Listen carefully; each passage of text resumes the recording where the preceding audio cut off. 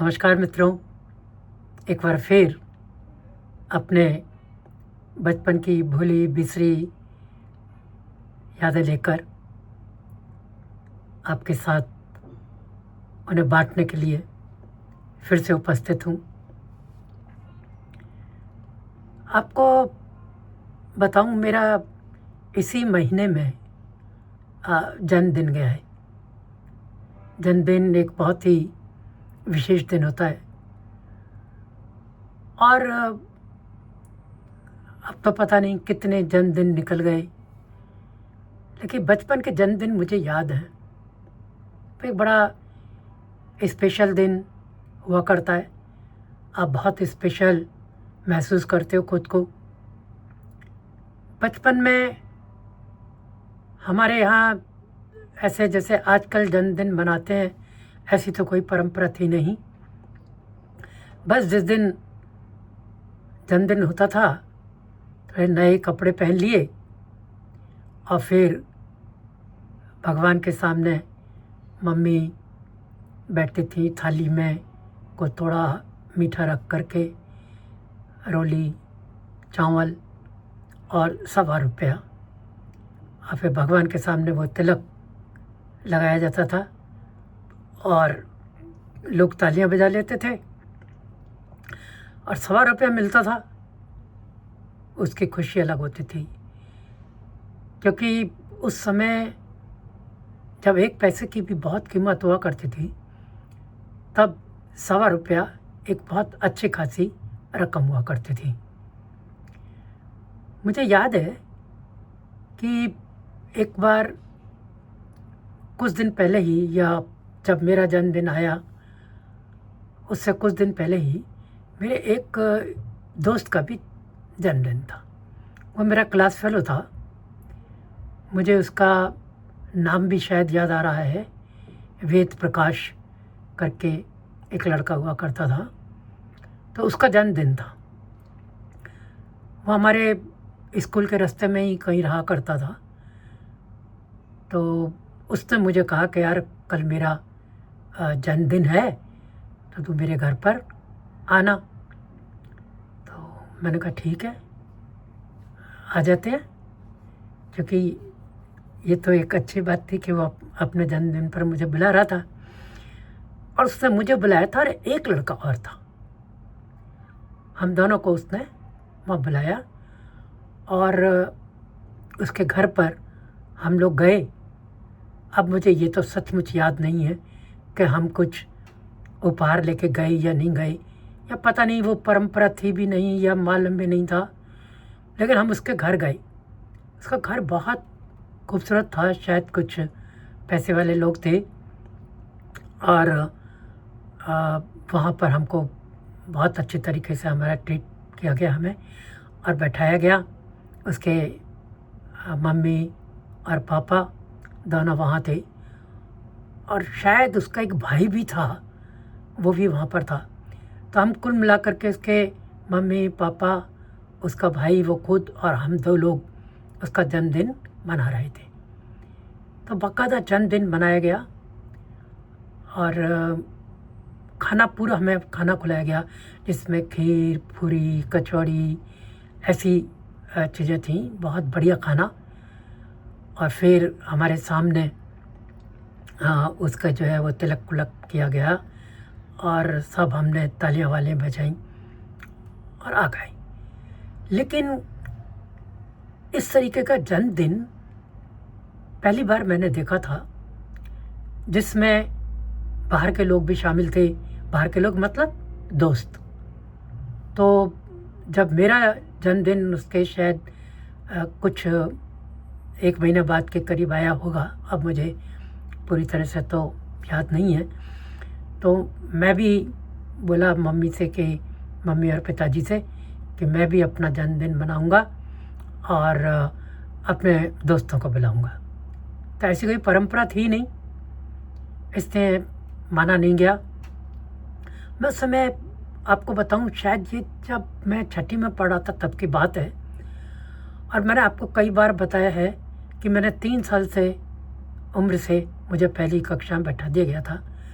तो उस समय मेरी उम्र कितनी होगी, जब मैं छठी में था 9 या 10 साल की उम्र होगी। और अब मैंने तो जिद पकड़ ली कि नहीं, मैं भी अपने दोस्तों को बुलाऊंगा। तो मुझे याद है, हमारे जैसे मैंने आपको बताया, जो हमारी हवेली थी उसमें जो सबसे नीचे हमारे जो लोग रहते थे, एक तरीके के रिश्तेदार भी थे और पड़ोसी भी थे। तो उनके जो एक उनके कई लड़के थे जो सभी हमसे बहुत बड़े बड़े थे।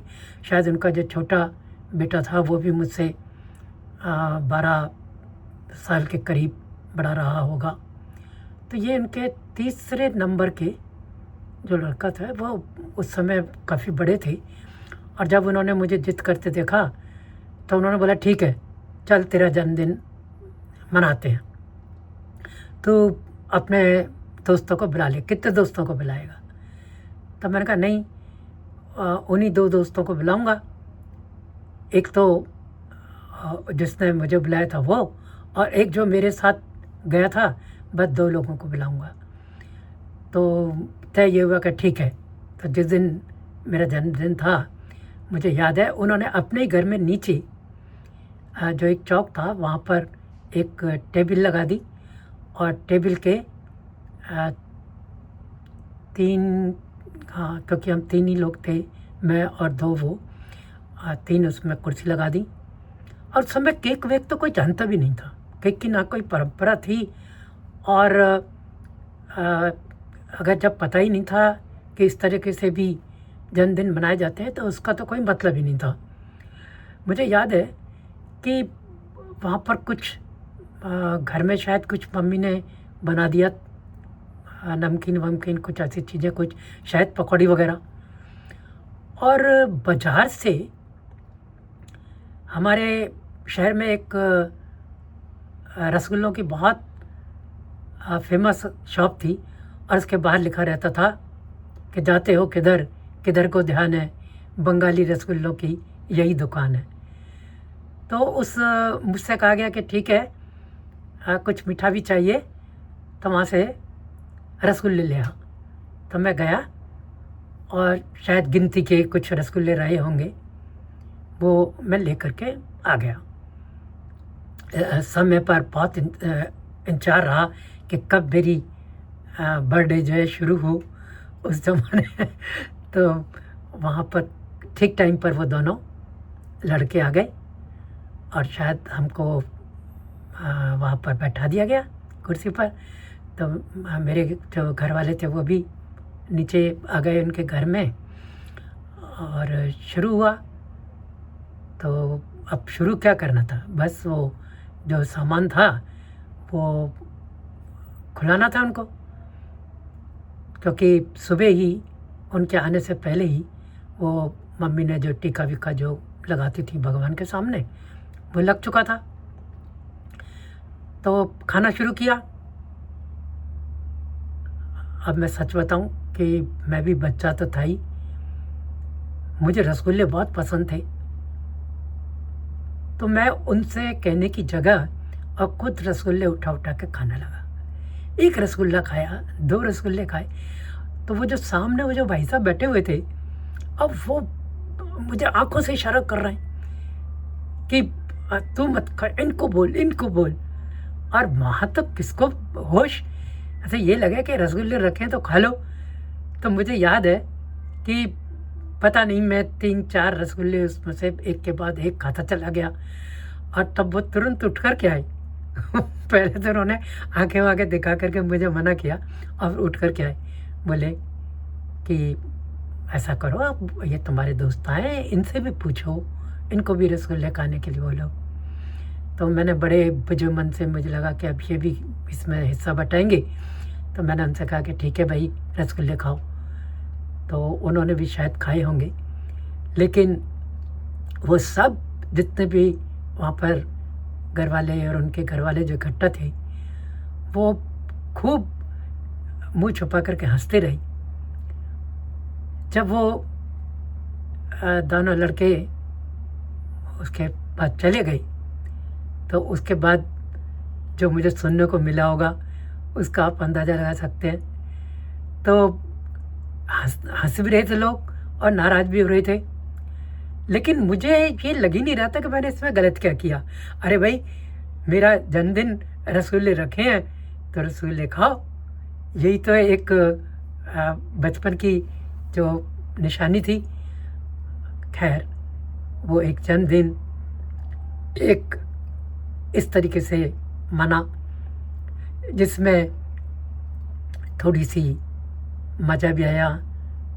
दोस्तों के साथ में वो जन्मदिन मनाना याद है, घर वालों की और थोड़ी सी डांट भी खाई कि भाई जिनको बुलाया है उनका ध्यान रखना चाहिए। निकल गई बात। अब आज जब भी मेरा जन्मदिन आता है तो वो प्रसंग मुझे अक्सर याद आता है और मैं अपनी खुद की जो नादानी है उस पर हंसे बिना नहीं रह पाता। आप भी मनाइए अपना जन्मदिन, अपने दोस्तों को बुलाइए, उनको रसगुल्ले खिलाइए, रसगुल्ले लाइए बाज़ार से, लेकिन ध्यान रखना अकेले खुद मत खाते चले जाना, उनको भी खिलाना। ठीक है, आज बस इतना ही। देखते रहिए मेरी यादों का ये सफ़र, जिन्हें छोटी बातें बड़ी यादें जो बन करके हमेशा मेरे साथ रहती हैं। अगली बार मैं आपको फिर एक ऐसा ही अपने बचपन का मनोरंजक कोई किस्सा सुनाऊंगा। तब तक देखते रहिए छोटी बातें बड़ी यादें। सब्सक्राइब कीजिए और अगले एपिसोड तक के लिए मैं आपसे विदा लेता हूँ।